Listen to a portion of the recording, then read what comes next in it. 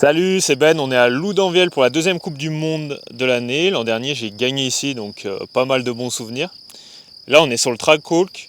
Je vais vous montrer et expliquer quelques anecdotes de mon race run de l'an dernier, le race run qui était victorieux. Et puis voilà, dans cette immersion, on va surtout parler de mental. Donc là, avec moi, j'ai Blash, qui est mon coach physique depuis pas mal d'années maintenant. Et puis il me suit sur les Coupes du Monde depuis longtemps. Et avec lui, on va essayer de vous parler du mental et qu'est-ce qui est important sur les courses, etc. C'est parti. C'est la première année, je sais pas, ça avait pété un peu et on venait chercher les appuis des fois. Bah là, t'as vu, là, on freine pas jusqu'au whoops normalement. Donc l'an dernier, pour mon race run ici, c'était full brouillard, on voyait pas à 2 mètres. Et pour compliquer la chose, c'est qu'il pleuvait des cornes et en fait, le sol était plein d'eau. Tellement d'eau qu'il y avait des énormes flaques et j'étais obligé de faire des espèces de magnoles pour éviter de rentrer trop l'avant dedans, que ça me ralentisse trop. Et surtout que ça m'éclabousse le masque et tout ça et que je vois plus rien au bout de 4 mètres. Déjà que le brouillard il empêchait pas mal de voir. Ça c'était la première difficulté on va dire. Parce que ce haut c'est tellement plat, il faut vraiment garder du speed. C'est un endroit où on freine pas du tout, pendant au moins 1 minute je dirais. Donc garder le speed c'était hyper important. C'est ce que j'aimerais bien faire Jay. Moi je pense que les boutons là qu'ils ont les autres là, ça sert à rien. Et j'aimerais prouver que ça sert à rien en gagnant ce premier inter. Du coup ici c'était le point chaud à mon race run. On savait que dans l'herbe ça glissait. C'était vraiment hyper glissant et je savais qu'il fallait assurer ça et qu'après ça c'était full gaz, c'était le plan. Mais ça m'a joué un petit tour après, je t'explique. Du coup après le passage en herbe qui était méga chaud, je me suis dit c'est bon, on peut ouvrir en grand. Et là, race run, j'arrive, je prends le kick et ça me jette à l'inter dans l'herbe. Et l'herbe quand c'est trempé, bah, c'est hyper glissant. Et là j'ai cru que c'était fini. Du coup lâcher les freins, prendre le virage sans freiner parce que si tu freines, tu te retrouves par terre. Là c'était vraiment... j'ai failli finir le run là quoi. Nouvelle section là le Ben. Ouais, nouvelle section, bien fraîche, virage à plat comme on aime. Ils ont calmé le speed avant le pont, ça évite de se mettre un Schwalbe avant de passer sur le pont, ce qui était hyper dangereux. Et là, tu vois, franchement c'est bonne évolution. On arrive au pont, le dernier moment où tu penches un tir-off, donc faut pas hésiter, le faire méga bien, méga vite. On doit le prendre à 45 km/h le pont, donc si tu remets pas la main au bout sur le guidon, bah tu freines pas et tu sautes de la falaise. Ou mais ils ont fait un vrai kick cette année par contre. Oh et puis on voit la récep. Voilà, on va pas avoir le choix. Donc là on arrive au gros bug-up de la piste. Dans la boue, je crois qu'il y a Chris et moi qui l'avons fait. Et en fait, pour la petite histoire, moi j'avais peur de le faire tout le week-end. Et le dimanche, je me dis, bon allez, ce matin je le fais. On avait que 2 runs. Premier run, je le fais pas ouf, mais ça passe à peu près. Et deuxième run, je me loupe complètement. Sauf que barrière horaire, je peux pas remonter pour faire. Donc j'ai juste mon vélo en bas, je remonte à pied. Et je suis avec mon téléphone en train de filmer l'arrivée du bug-up pour bien viser parce que c'est à l'aveugle et c'est gros. Et en fait, juste avec ça, la vidéo, moi au pit, entre midi et 2, je peux regarder exactement comment ça se passe. Et j'avais pris la décision que race run, quoi qu'il arrive, je me lance. C'est pour ça que je me suis lancé dans la boue. Moi, la réception, c'est dévers, derrière une roche, t'es à droite, t'es dans l'herbe, à gauche, tu sors. C'est quand même un peu temps d'axe. Ah, au race run, j'ai fait méga clean, ouais. Donne le stabilo. Bon, tu sais, Ah ouais, j'ai c'est pas pas trop de n'importe place. quelle visite. Tu veux. Tu veux lever un peu la tête? Bah oui. J'ai presque les tatouages. Entièrement. Voilà, Alors là, il se lave. nickel. T'as regardé le dos, Blash? Montre un peu derrière. Ah ouais. Number 9. Arrête plus le TH les gars. Ah ouais, quand même. Et Pierre, les enfants, ça dépend des jours. Donc faut se tenir vraiment à 40. Tu passes à côté de lui. Voilà. Là, tu peux rentrer au garage. Là, c'est le gros camion. Est-ce que tu as la pression pour gagner une nouvelle fois cette année? Oui. Non, en fait, nous les riders, on est des pros pour se mettre la pression et on trouve toujours des trucs. Donc là, l'an dernier, j'ai gagné, donc j'ai la pression parce que je défends un peu le titre de cette course. Mais à des moments, tu as la pression parce que la course d'avant, ça n'a pas fonctionné. Du coup, tu as peur de passer pour ridicule. Tu as la pression parce que tu es en fin de contrat. Tu as la pression parce que en ce moment, tu roules bien et du coup, tu veux claquer ta course. Donc oui, la pression, mais on l'a tout le temps, la pression. En 2023, tu gagnes la qualif, la demi, mais tu tombes en finale. Tu reviens en 2024 et cette fois, tu gagnes. Comment tu te prépares avant une course pour gérer cette pression ? Bah justement, en fait, on a des petites astuces pour gérer cette pression. C'est qu'on essaye de se focus au maximum sur ce qu'on a à faire dans la journée et pas sur le résultat final qui est la course. Par exemple, aujourd'hui, c'était track walk, donc il faut bien prendre conscience de la piste, comprendre un peu les nouvelles tracks, tout ça. Et c'est l'objectif de la journée, tu vois. Je pense pas à comment ça va se passer dimanche à la course, etc. Un jour d'entraînement, j'ai des choses à valider aux entraînements, les time training, etc. Et ensuite, il y a aussi toute la préparation que tu fais pendant l'hiver. Tu vois, si tu veux arriver confiant le jour de ton race run, il faut que tu sentes que tu aies fait le plus gros boulot pendant l'hiver. Donc, régler le vélo, faire beaucoup d'entraînements techniques, physiques. Et je sais que quand je vais être au départ de ma course, j'aurai tout fait pour être mon maximum. Et il y a juste à dérouler. Je vais être moins dans l'émotion et moins dans est-ce que je vais faire un bon résultat. Je valide des étapes, je fais ce race run et j'essaye d'exécuter le plan. Bah ouais, ça m'a permis de passer un cap parce qu'en fait, tu te rends compte que c'est possible de gagner avec les inters, tout ça. Et tu pries entre guillemets pour qu'un jour ça marche en fait. Si tu es souvent dans le top 5, il y a un moment où tu vois les top guys c'est un peu moins leur week-end et toi tu vas pouvoir gagner et t'essayes de faire en sorte que ce jour-là tu sois là. Et puis ouais, si ça fait passer un cap parce que après quand tu gagnes ta première Coupe du Monde, comment dire, c'était un gros objectif dans ma vie, tu vois, pour moi. Et tu pars sur d'autres objectifs, donc tu changes ton mindset un peu. Tu vois, moi, ça va être plus sur le général maintenant ou sur les championnats du monde. Est-ce que ça a débloqué quelque chose mentalement ? Et ouais, du coup, c'est ce que je disais, c'est que le fait de gagner une course ou d'être très proche, enfin, en fait, le fait de gagner sa première Coupe du Monde, tu te focuses sur des nouvelles choses et tu as des nouveaux objectifs. Et du coup, forcément, ça te fait passer des caps parce que tu réfléchis à d'autres manières de performer plus régulièrement ou de gagner plus régulièrement une Coupe du Monde. Ouais. Sur une grosse désillusion comme tu as eu ici il y a 2 ans, est-ce que tu passes vite l'éponge ? C'est pas toujours facile. Moi, j'étais vite passé. On enchaînait les courses, donc en gros, pendant une journée, t'es un peu là, ouais, merde, je suis passé à rien de gagner ma première Coupe du Monde. Et quand c'était un de mes plus gros objectifs, un de mes plus gros rêves. Tu vois, c'est vraiment quelque chose qui te prend émotionnellement. Et bah, tu n'as qu'une chose à faire, c'est te focus sur la course suivante et faire en sorte que ça arrive, quoi. Donc, c'est sûr que moi, c'est arrivé plusieurs fois, donc c'est pas facile, mais moi, je crois pas en les histoires qui se répètent. À chaque week-end, c'est nouveau. Donc, quoi qu'il arrive, j'essaye de croire jusqu'au bout que tu vois, je peux gagner. En tout cas, je fais le meilleur run possible de toute façon le jour du final. Parce que parfois, tu peux ne pas sentir la course.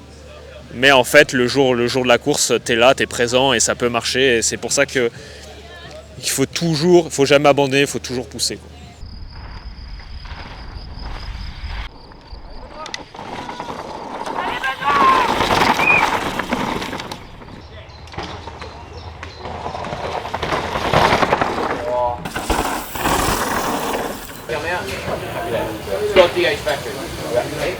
You guys got to keep out the way. So what's the plan, guys? What's that? What's the plan? Yo, Flo. Flo Payette on the phone. He's raced World Cup for years and he is their skills technical coach out on track. Hein? Ben Meyer's about to head up to practice, probably telling him to go left, go right, it's flat, it's fast, it's dry. Maybe he's just trying to order a coffee. Josh. One day, when I grow up, I want to be like Ben Meyer. Ouais, on a les médias dans l'attente. Jour d'entraînement. Donc aujourd'hui, on a 2 entraînements de 2 heures avec les time training. C'est parti. Je passe par derrière. Ouais, il fait trop chaud là. Ils mettent encore plus tard, regarde. Oh! On dirait que je suis dans un autre pays là. Pas mal ces vacances à la plage. Coca bien frais chacun. C'est effrayant la vitesse. Je sais pas si j'ai préféré mon premier run ou mon deuxième run. Il y en a beaucoup, ils font un bunny up avant le dôme. Je sais pas si t'as vu. Non, j'ai pas fait gaffe.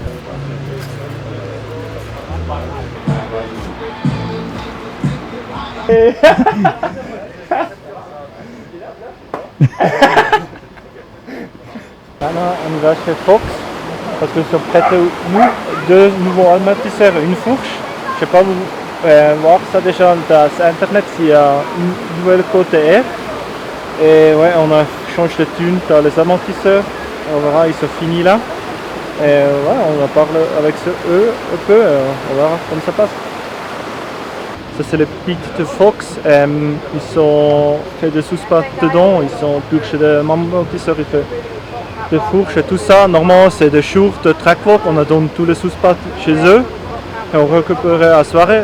Mais pour le truc spécial, on fait ça tout le temps un jour après, comme maintenant un jour autrement. Du coup notre truc est maintenant prêt, on verra.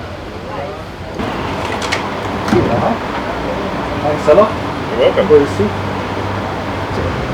Thank you for your work and du coup, on a récupéré notre amortisseur là, on essaye ce soir et on verra, on roule déjà demain avec celui-là. Du coup aussi notre fourche est prêt, c'est avec le nouveau côté R, on verra, ça marche mieux, mais je pense que le truc sur la là c'est tellement intéressant, on verra demain comme ça marche.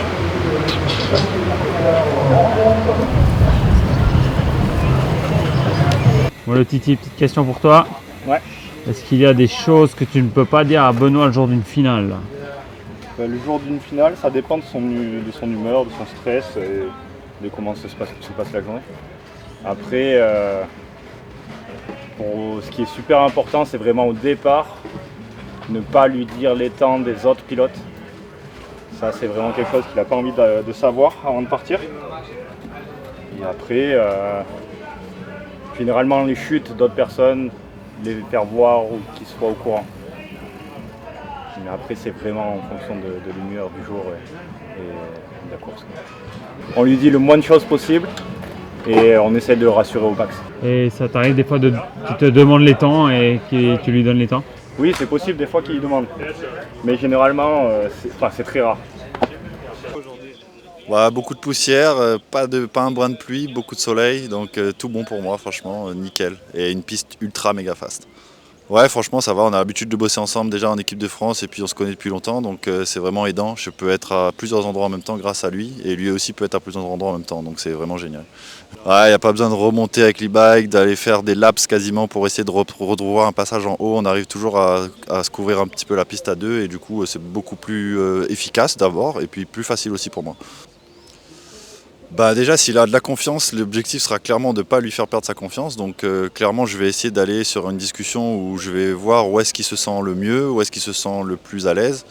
Et ça va me permettre de déjà le mettre en confiance encore plus sur ses points forts, on va dire, sur la piste. Du coup, ouais, j'essaie vraiment de bosser sur ces points forts dans un premier temps. Comme ça, je mets en valeur ce qui réussit avant de soulever ce qui ne réussit pas. Et après, progressivement, on voit un peu vraiment où ça ne va pas. Et là, on essaye de retravailler ça un petit peu pour le remettre en confiance dans les parties où il est vraiment dans le doute, on va dire. Mais avant tout, vraiment d'essayer d'aller sur le terrain où là t'es bon, là t'es bon, là t'es bon pour le mettre en confiance. Et puis après, on voit où t'es pas bon et là, on bosse sur les points faibles. Bien sûr, il y a des moments où c'est que ça va pas, c'est ça, si ça va vraiment pas du tout sur aucun point, bon bah le pilote est vraiment déjà, il a pas de confiance à ce moment-là. Donc le but c'est pas de lui faire garder sa confiance, mais c'est de lui faire retrouver sa confiance. Et là, des fois, il y a forcément besoin d'un petit coup de boost et de pouvoir le remotiver, à lui dire vas-y, tu as l'air en sécurité, lâche les freins, quoi. Et c'est souvent très mental, donc du coup derrière, il y a souvent un petit déblocage qui se fait en espérant. C'est pas tous les jours le cas, mais c'est ce qu'on essaye de déclencher pour que lui derrière, il se reprenne de la confiance et il arrive à reconstruire son week-end derrière, jour par jour. Quand tout va bien, j'essaie de surtout pas trop en mettre là où ça va bien déjà, parce que souvent c'est là où ils vont aller un peu plus dans la limite et ça va peut-être dépasser un peu la limite. Et du coup, après, j'essaie vraiment de me dire, je vais bosser sur là où c'est le moins bien pour pouvoir qu'il soit vraiment partout bien, on va dire, parce que c'est difficile d'être toujours sur tous les curseurs super bien. Donc là, on va voir c'est quoi ses points forts, et puis on va essayer de se rapprocher de ses points forts sur les autres parties où il se sent pas bien, on va dire. Mais si tout va bien en général, on va dans le bon sens, on essaie de le rassurer encore et encore et encore. Plus de confiance, toujours plus, c'est toujours mieux que rien. Là, c'est le moment d'aller prendre une petite douche froide, ouais. Merci. Là, on s'est vu, je crois, 3e run, j'ai complètement loupé, mais c'est à peu près tout. Oui, le J. Aujourd'hui, j'en ai poussiéreuse à Loudanviel sur une piste qui va méga vite. Et voilà, hein. C'est tout ce qu'il y a à dire. On se régale. Sur le vélo, quand même, c'est des grosses sensations. La pression sur une Coupe du Monde de DH, t'en as plusieurs. Mais la principale, c'est la confiance en soi pour le race run. Je pense que la plupart des gens, quand ils parlent de pression, c'est que tu arrives au race run, tu commences à te poser des questions, et quelque chose que tu fais naturellement, tu sais plus le faire parce que tu réfléchis à comment il faut le faire. Ça, c'est une chose. Puis après, t'as la confiance en soi, t'as l'impression que tu vas pas y arriver, que tu vas pas passer les qualifs, etc. Ça, c'est une grosse pression aussi toute la semaine, ouais. Ah ouais, les fans, c'est assez particulier parce que des fois, il y en a qui viennent te dire « Ouais, il faut juste pas tomber ». On se rend pas compte, mais tout ce que les gens disent, c'est quand même un discours qui peut avoir l'influence sur toi quand tu montes à ton race run et qu'on te dit juste ouais, finis ton run, tu vois. Toi, quand tu vas arriver en haut, tu vas penser à... Tu vois, si on te dit ouais, tombe pas, tu vas penser au crash. Alors que si on te dit juste bonne chance, c'est plutôt cool. Les personnes qui sont autour de nous dans le team, tout ça, tu vois, on a mis des années à les choisir. Et ils savent qu'il y a des choses que tu peux pas dire à un pilote le jour de course. Tu vois, pour éviter de lui enlever sa confiance. Et être bien entouré, c'est hyper important parce qu'on parle beaucoup de préparation mentale, mais je pense qu'une grosse partie de ta confiance et de ton bien-être, entre guillemets, pour une course, ça vient de l'entourage. Et si c'est des mauvaises personnes ou des personnes qui ont des mauvais discours, et ça peut vite influencer dans la mauvaise direction. Et ça, c'est hyper important et je suis hyper fier qu'on ait réussi à réunir tout un staff dans cette équipe qui ont un discours positif et qui sont là derrière toi pour t'encourager, quoi qu'il arrive. Qu'est-ce que tu mets en place sur les week-ends de course pour garder tes athlètes dans un bon mindset ? C'est le fruit d'une longue construction. En gros, il faut créer quand même une safe zone en fait dans l'équipe. Ça veut dire qu'il faut que les gens se sentent en confiance avec nous, qu'ils aient confiance en notre boulot, qu'ils aient confiance en la place que chacun occupe. Et puis moi, mon rôle, c'est vraiment de minimiser toute leur charge mentale, vraiment de les garder dans un enchaînement de situations positives. Vraiment, donc c'est à moi de régler les petits soucis en off sans que les soucis arrivent à les submerger. Voilà, donc concrètement, c'est tout un tas de travail en amont, discuter avec les riders et hommes et femmes pour qu'ils apprennent à nous connaître, qu'ils se sentent bien avec nous à nos côtés, qui nous voient comme une potentielle aide ou solution et quelqu'un sur qui ils peuvent s'appuyer. Donc après, voilà, concrètement, je dois être là pour écouter, je dois leur dédier du temps pour être l'oreille attentive, on doit pouvoir aussi créer une zone sympa, ce qu'on appelle la chill zone, c'est la chambre ou le salon là où il y a la table de physio, donc on essaie de rendre cette zone vraiment cool pour que ce soit un espace un peu coupé de l'agitation, où ils peuvent venir parler, se détendre, discuter d'autres choses, pourquoi pas de vélo, rigoler ou juste passer un temps off. Voilà, on a aussi tout ritualisé, tout expliqué, on a tout marqué aussi en amont pour que vraiment, par exemple, les enchaînements d'échauffement soient connus, qu'on time tout, on les informe au max de ce qui va se passer et que vraiment leur charge mentale soit diminuée au maximum. Moi, ma force, c'est que je les connais très bien, ces athlètes, et que du coup, j'arrive à comprendre s'il y en a certains, et ben, il va falloir choisir un petit lexique ou un vocabulaire un peu plus excitant, j'allais dire agressif, mais c'est pas le terme, mais un peu plus excitant, un peu plus stimulant. Et il y en a d'autres, au contraire, où on va essayer d'utiliser un vocabulaire et d'utiliser des outils pour calmer, augmenter et juste conforter dans déjà ce calme. Ouh, c'est nul! Oh là là! Oh putain! Oh, regarde Rudy comme c'est nul! Rudy, regarde, il est trop nul! Mec, je mets tout là. Tout, mais 30e. Ouais. Je mets tout et je suis 30e. Ben voilà, il y en a des clés en tout cas, où il faut faire des trucs. Ouais, c'est sûr. Le gauche après le... Donc, mine de rien, en 3 minutes, il y a quand même, oui, il y a quand même 3 trucs. D'un mec qui me dit je peux juste pas rerouler, je veux juste à rouler, j'ai roulé à fond, je sais pas pourquoi, à 3 sorties déjà, 3 sorties horribles. Là, j'y pense, on est les seuls à bosser. Que le lendemain, ils vont tous arriver. Ah non, mais hier, c'est notre temps de race ouais, déjà. Mais ils ont pas tous Rudy et Flo derrière eux. C'est sûr, c'est sûr. Ouais, non, non. Tu crois quoi? Donc déjà, morale de l'histoire, tu freines trop. Voilà. Ouais, bravo. trop. Ça c'est. Je freine trop tard. Ouais, trop tard probablement. Et ça, tu prends toujours tout de suite de la vitesse en descendant, tu vois.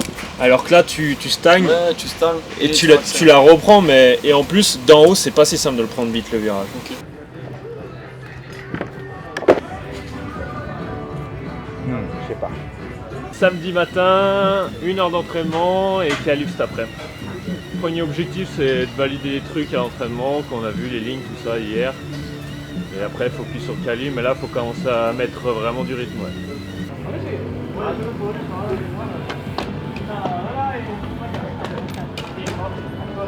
Bien. Allez, à toutes.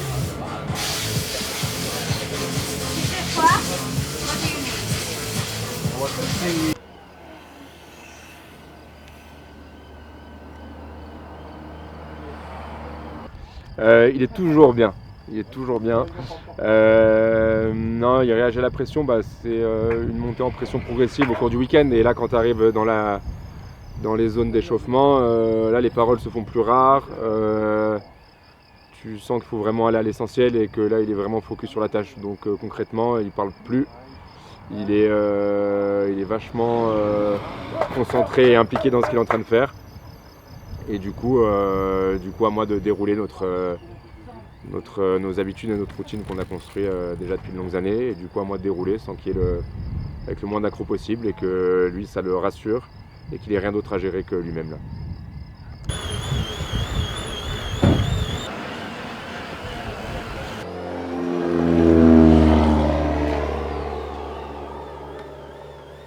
Bon la team. Yes. Allez. Let's go boys.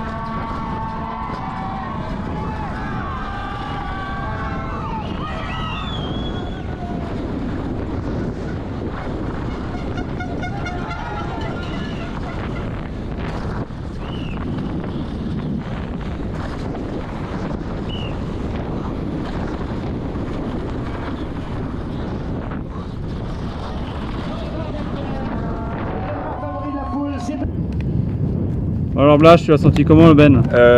Sérieux, appliqué, pas stressé, vraiment concentré. Voilà, il savait ce qu'il devait faire pour améliorer, gagner les secondes où il devait les gagner. Et normalement, ça devrait passer en Q1, donc c'est pas mal, rien d'extravagant. On continue, focus. Et voilà, planning de l'après-midi. Du coup, on va avoir du temps sans Q2 et focus sur demain pour être prêt pour la grande finale. Ouais, super content. 11e, c'était encore hyper serré, 3 secondes 4 pour passer le cut. Tu m'enlèves une seconde, je suis en dehors de la qualif. Tu m'enlèves une seconde, je suis top 5. Tu me rajoutes une seconde, je suis en dehors de la qualif. Donc c'est chaud. Mais très content d'être passé en finale direct. Mais franchement, j'ai l'impression qu'il y a beaucoup de passages que je peux améliorer. Je pensais être plus loin en termes de temps par rapport à la première place. Donc voilà, ça annonce de bonnes choses. On verra demain. Entre la qualif et la finale, le plus stressant, c'est le jour de la qualif. Parce qu'en fait, on a plus à perdre qu'à gagner. Il faut absolument qu'on soit dans le show le lendemain. Et tout peut arriver, une petite erreur ou quoi, on part en Q2 et là c'est rebelote, faut se remettre à fond, il y a 10 places. Donc en tout cas pour moi c'est hyper stressant le jour de qualif, alors que le jour de finale c'est totalement différent. C'est toute une préparation pour délivrer le maximum. Et si tu vois, tu dépasses la limite, et tu auras joué tu vois, un peu avec la limite, avec le timing, tu as voulu jouer pour gagner on va dire. Mais c'est moins grave entre guillemets parce que, comment dire, t'es dans le big show quoi. Mais mentalement c'est pas du tout la même démarche. Ouais. Il y en a une où c'est la perfection et l'autre on a encore des trucs à bosser et il faut aller en finale. Donc mentalement la qualif c'est beaucoup de pression et la finale c'est plus de l'envie. Petite GoPro, track walk et demain 1 heure d'entraînement finale.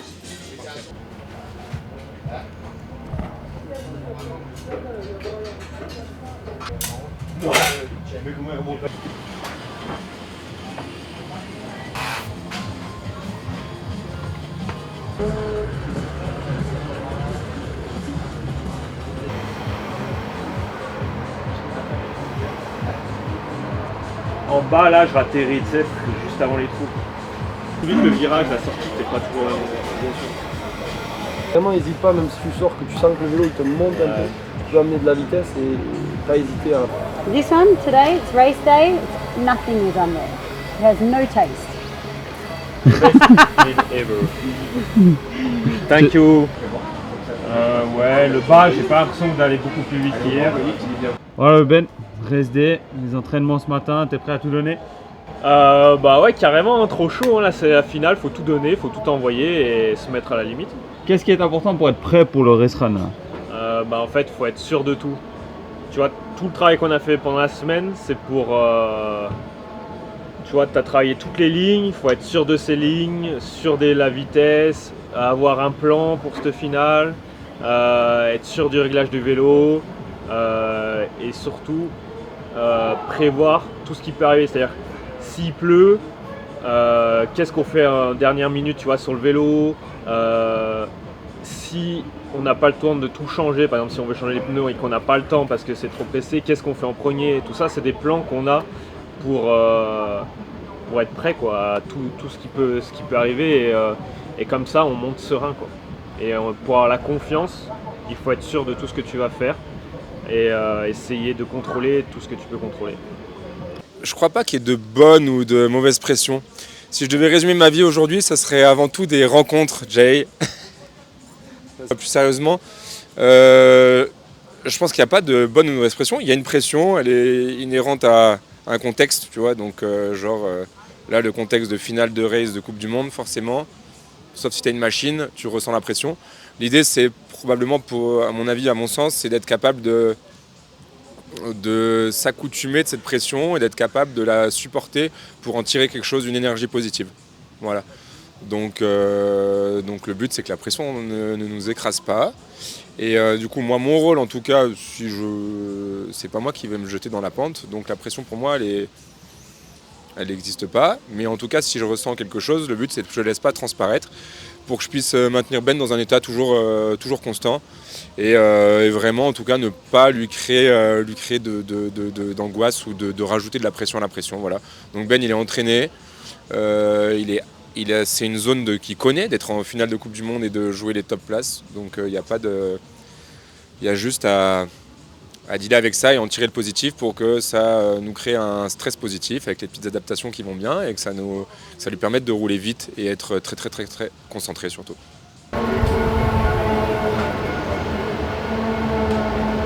He may have been overriding it, but I think it's going to need that level of attack today, isn't it? If you want to get a podium or win, you got to ride like that. Well, speaking of winners, here's last year's winner from 2024, Benoit Coulange, the Frenchman, at home in France. He's won 2 UCI World Cups, both of which have been in his native country in very, very different circumstances, much wetter than today. I think Benny's been a bit cagey this week. He's been playing the game here. He's been calm during qualifying. He's been doing what he needs to do, but there's a bit of speed that I think Benny can unlock it. Oh, no. Benoit Coulange was 1.2 seconds up before that crash, and he just got bobbled, Nico, and knocked off the track. And we've seen that happen to 2 or 3 people now. The bikes.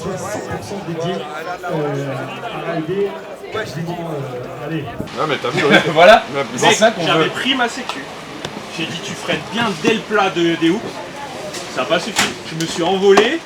Là j'ai fait c'est bon, je gagne, mais à la fin j'ai pris le vent, rebondi à gauche. Ah, merci, t'as pris le vent, rebondi à gauche. Déjà hier tu t'es équilibré, mais là avec le vent c'était cool. De toute façon, si tu fais un autre c'est le bon plan, c'est le bon plan. Tu fais 28ème et la même chose, il y a une rafale de vent un peu moins forte, ça passe. Ouais, mais il est sans vent, c'est sûr ça passe. Il n'était pas constant, il était par rafale, il y a des fois que tu faisais du vent. À Nefro, t'as eu quoi? T'as eu genre, il y a du vent ou t'as eu il y a du vent? Bah, moi c'était surtout la triple que j'avais peur. Ouais, c'était là où c'était le plus latéral, le reste après ça allait. La rafale tu la prends pas, après tu la prends direct dans la gueule. C'est dommage, je m'arrête après. La suite c'est genre un email, c'est pas possible. La suite c'est un même. Jay, la même affaire. C'est bien, regarde le positif, regarde encore la vitesse. Tu fais encore, il se passe encore un truc, il n'y a eu que du vert aux inters qu'on a vécu depuis 2 étapes. Vert, problème, vert, problème. Oh c'est bon, hein. Ça va s'aligner, il y aura que du vert. On va être consistant jusqu'au bout. Et ça va se mettre en place.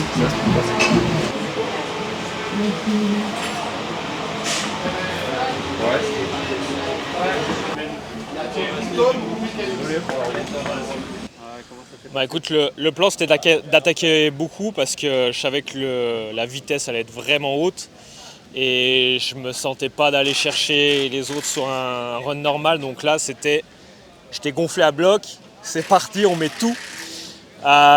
Beaucoup de vent aujourd'hui sur la piste et en gros j'arrive sur cette section de hoops, je freine beaucoup mais pas assez, je vais vraiment loin. Et le vent en plus qui me déséquipe, qui m'aide pas, mais même sans le vent, je pense que c'était vraiment chaud, tu vois. J'ai rebondi, je voulais pas sortir de la piste, donc j'ai laissé le vélo un peu de travers pour passer sur le côté des piquets, puis j'ai pas réussi à rattraper. Donc sortie de piste, heureusement je me suis pas fait mal. Mais voilà, le plan c'était d'attaquer, je me suis mis à fond dedans. Et après, c'est comme ça arrive, hein. Écoute, voilà. J'étais quand même bien stressé aujourd'hui. Petite nausée ce matin parce que je savais qu'il fallait faire un gros run si tu voulais être devant et voilà, tu sais que tu prends des risques, donc c'est un peu stressant. Ben voilà, t'as pas envie d'arriver en bas 10e et que t'en as gardé, donc l'objectif c'était d'y aller. Je pense que jusqu'à la sortie j'ai bien exécuté le plan. Le positif c'est que encore une fois en finale je suis bien dedans, je pense. Après est-ce que ça faisait 10e ou 5e ou mieux, on sait pas. Et en tout cas, j'ai dit que l'objectif, c'était de faire le meilleur premier inter sans les boutons qui bloquent les suspattes. Et j'ai le 3e inter quand même, donc c'est bien, hein, à 2 dixièmes du meilleur inter. Et il n'y a qu'un mec qui a des boutons devant. Et il y en a plein derrière qui ont le blocage des suspattes. Bon, après, on n'en parle plus. Hein. Je ne veux plus entendre parler de ça. Donc les boutons, ça sert à rien. Acheter du Fox, ça marche de ouf. Bilan de la semaine, écoute, j'espère qu'on a bien montré un peu comment ça se passe dans nos têtes d'athlètes. Hein.